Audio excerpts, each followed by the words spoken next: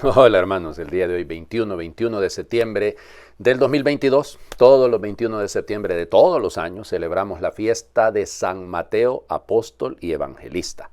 Mateo, Leví, acuérdense que su nombre judío, bueno, es que es un poco simpático porque Leví es nombre judío, pero Matías también es nombre judío. Matatías, Mateo, es Matatayas, significa don de Dios, ¿no? Eso es lo que significa, Matatayá, ya, el de Yahvé, ahí. Entonces ese es su nombre.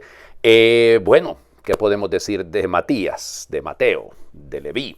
Pues resulta ser que la historia lo conoce como el llamado, el hijo de Alfeo, ¿se acuerdan? Que fue llamado por Jesús cuando estaba en Cafarnaúm en su mesa de recaudador de impuestos. De hecho, es el evangelio de hoy.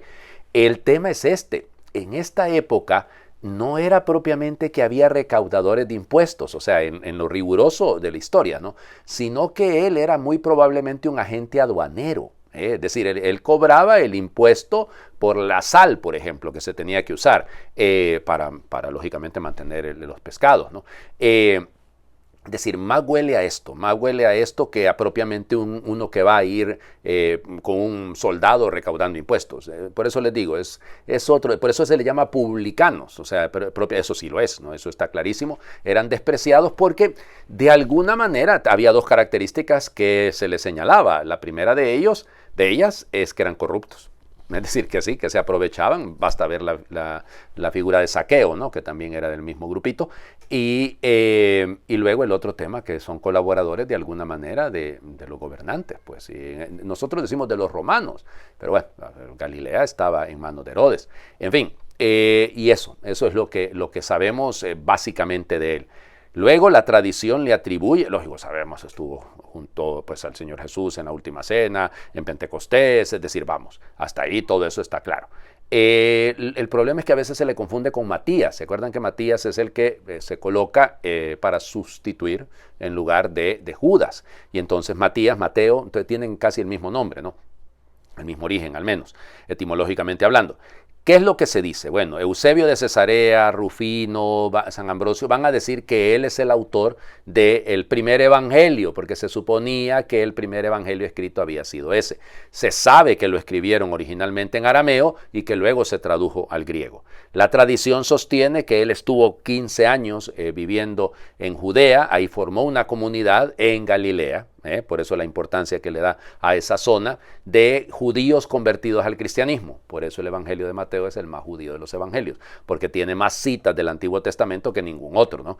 En esos 28 capítulos, pues lo tiene todo, como les digo, de estos elementos. Además, a Mateo le debemos los 5 grandes discursos, ¿no? El Sermón de la Montaña, empecemos por ahí, el capítulo 5, 6 y 7 de su Evangelio, que son preciosos, ¿no? Una síntesis absoluta de todo lo que necesitamos para ser verdaderos cristianos. En fin, todos estos elementos. Luego, pues se dice que el Evangelio lo terminó de escribir alrededor del año 80 y que luego ahí empiezan las discrepancias, ¿verdad? Algunos dicen que se fue a Etiopía, pero ahí en donde la mayoría dice, bueno, probablemente es Matías, no Mateo. Otros dicen que se fue a la zona de Persia, que fue martirizado en Hierápolis, otros en Nubús, es decir, no lo sabemos con certeza, pero la tradición sostiene que fue martirizado, eso sí, y que fue misionero y que se fue de misión. Bueno, su evangelio lógicamente lo recogerá la primera comunidad cristiana y empezará a compartirlo, a llevarlo por todos lados. Como les digo, se suponía que Mateo era el primer evangelio escrito y por eso se le colocó de primero en el canon, en la lista, pero realmente es Marcos, pero igual, pero ya se quedó ahí en el canon y de todas maneras, no es que basta con que ustedes y yo lo sepamos. Sus restos están en Salerno, se dice que allá por el 1080 fueron trasladadas las reliquias por el Papa Gregorio VII, fueron llevadas ahí a Salerno y ahí están en la Basílica de San Mateo. Bueno, vamos a las lecturas. Son propias, ¿no? O sea, ya les decía ayer, pensando en el libro de los Proverbios, que no, pues no lo leemos hoy, ya mañana seguiremos con otro libro sapiencial, hoy leemos la carta a los Efesios. Es lectura litúrgica, capítulo 4, versículos del 1 al 7 y luego del 11 al 13. Hermanos, yo, Pablo, prisionero por la causa del Señor, los exhorto a que lleven una vida digna del llamamiento que han recibido. Sean siempre humildes y amables, sean comprensivos y sopórtense mutuamente con amor. Esfuércense en mantenerse unidos en el espíritu con el vínculo de la paz, porque no hay más que un solo cuerpo y un solo espíritu, como es también solo una la esperanza del llamamiento que ustedes han recibido. Un solo Señor, una sola fe, un solo bautismo, un solo Dios y Padre de todos, que reina sobre todos, actúa a través de todos y vive en todos. Cada uno de nosotros ha recibido la gracia en la medida en que Cristo se la ha dado. Él fue quien concedió a unos ser apóstoles, a otros ser profetas, a otros ser evangelizadores, a otros ser pastores y maestros. Y esto para capacitar a los fieles a fin de que desempeñando debidamente su tarea, construyan el cuerpo de Cristo, hasta que todos lleguemos a estar unidos en la fe y en el conocimiento del Hijo de Dios, y lleguemos a ser hombres perfectos, que alcancemos en todas sus dimensiones la plenitud de Cristo. Palabra de Dios. Te alabamos, Señor. Este texto tiene una riqueza, Dios mío, que yo no sé ni por dónde empezar. Por el principio, diría alguno de ustedes, bueno, sí, empecemos por los primeros versículos, ¿no? Yo, Pablo, prisionero por la causa del Señor, les exhorto a que lleven una vida de acuerdo a la vocación que han recibido. Ya con eso ya tendríamos para entenderlo bien.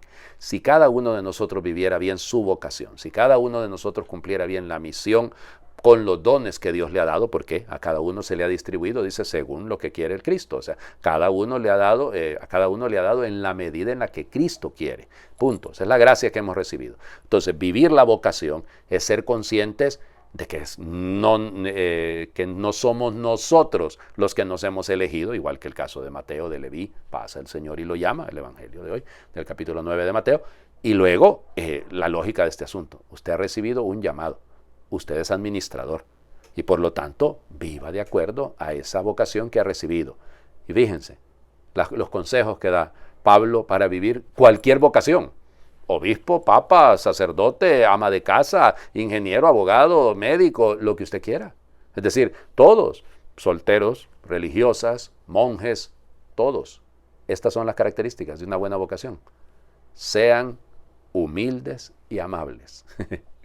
¿Cómo se nota cuando no hay? Miren, si hay una cosa que rapidito, pero rapidito demuestra que no hay humildad, es la falta de amabilidad. Esos que casi, ya les digo, que son como ese estilo de esos obispitos que quieren que les besen el anillo, ¿verdad? Y allá andan casi enseñándoselo a uno para que uno se lo bese. ¿Así? Y siguen existiendo todavía, lamentablemente. Hay algunos que si no me dan el título, si no me reconocen lo que yo soy, no, ¿cuál humildad va a haber ahí? La amabilidad, oigan.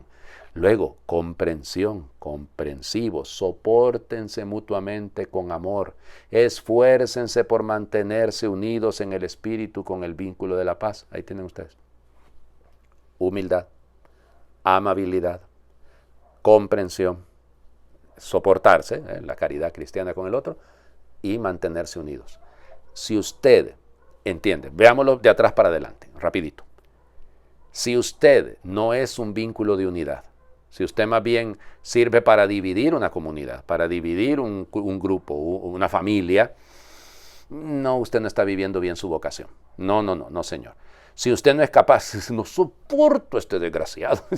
Bueno, cuidado, no, sopórtense mutuamente, pues si me aguantan y yo los aguanto, eso es parte del asunto, ¿no? Evidentemente esto no es tolerancia en ese sentido de esa frase surgida de la Revolución Francesa, no, estamos aquí en otra cosa, es en el sentido de, por eso a mí me encanta el pensarlo, el soportarse con el verbo support en inglés, que ya es otra cosa, significa sostener.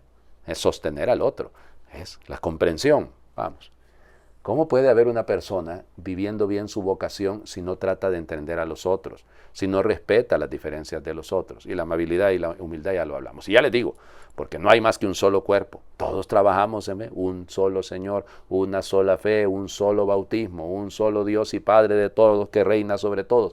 La unidad, toda vocación debe contribuir a la unidad. Porque claro, Dios ha distribuido, algunos son apóstoles, otros son profetas, otros son pastores maestros, otros son evangelizadores, cada uno. ¿Para qué tengo esta vocación? Para servirle al cuerpo de Cristo. ¿Para qué? Para alcanzar la perfección a la medida de Cristo, la santidad a la medida de Cristo. Bueno, vamos. Mateo, capítulo 9, versículos del 9 al 13. En aquel tiempo Jesús vio a un hombre llamado Mateo sentado a su mesa de recaudador de impuestos y le dijo, sígueme. Él se levantó y lo siguió.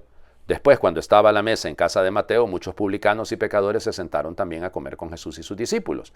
Y viendo esto, los fariseos preguntaron a los discípulos: ¿por qué su maestro come con publicanos y pecadores? Jesús los oyó y les dijo: no son los sanos los que necesitan de médicos, sino los enfermos. Vayan pues y aprendan lo que significa: yo quiero misericordia y no sacrificios. Yo no he venido a llamar a los justos, sino a los pecadores. Palabra del Señor. Gloria a ti, Señor Jesús. Jesús que pasa, Jesús que llama, yo lo sigo, y vendrán las críticas. Y los fariseos siempre aparecerán. Eso en el siglo I había y en el siglo XXI habrá. Y hay, evidentemente que los hay. ¿Qué es lo que tenemos que hacer nosotros? Concentrarnos en disfrutar que estamos con el Maestro. Porque si nos sentamos a prestarle atención a los fariseos, nos vamos a amargar la vida. Nos vamos a frustrar. Los fariseos siempre van a ver, no pueden ver ojos bonitos en cara ajena. Los fariseos son de ese estilo que siempre andan viendo lo malo, siempre andan cuestionando, porque como no los invitaron a ellos a comer, ¿verdad? Es la pura envidia, a ellos no los invitaron a comerse aquella comida rica en casa de Mateo. Ya. Pero a mí lo que me encanta de este evangelio, y permítanme que se lo diga, es que, vamos, y perdón que lo que voy a comentarles, ¿no? Pero díganme si no es cierto, ¿no hubiera sido mejor que Mateo invitara solo a Jesús? Quedarse con él nada más, pero no, porque tiene vocación, porque ha sido llamado, entonces no puede vivirla él solo. O sea, llama a otros pecadores, otros publicanos, otros que eran como él, para que se sienten también a la misma mesa. Esos individualismos, este síndrome del hijo único, pensamos que solo nosotros queremos reservarnos para el Señor y solo nosotros quisiéramos tenerlo para nuestro propio beneficio. Un tiempo personal con Él. Ya invitaré en otro momento. No, Mateo desde el inicio invita a otros. Quiere que la alegría de su llamado también repercuta en la vida de los demás. Eso es tener vocación. Les invito a hacer oración. Señor, tú miraste con amor a Mateo y le llamaste. Era un recaudador, un pecador, un indeseable, pero su corazón buscaba una vida más auténtica y te siguió con decisión cuando pronunciaste su nombre. Señor, también a mí me miras con amor y me llamas. Reconozco que no lo merezco, que soy poca cosa. Sé que solo tú puedes darme la felicidad que deseo. Por eso quiero seguirte siempre y del todo. Señor, ayúdame a mirar con amor al que se siente solo, al que no cuenta, al que cree que no sirve para nada. Ayúdame a despertar el deseo de felicidad de cada persona y a mostrarles que tú eres la fuente de la vida. Amén. El Señor esté con ustedes.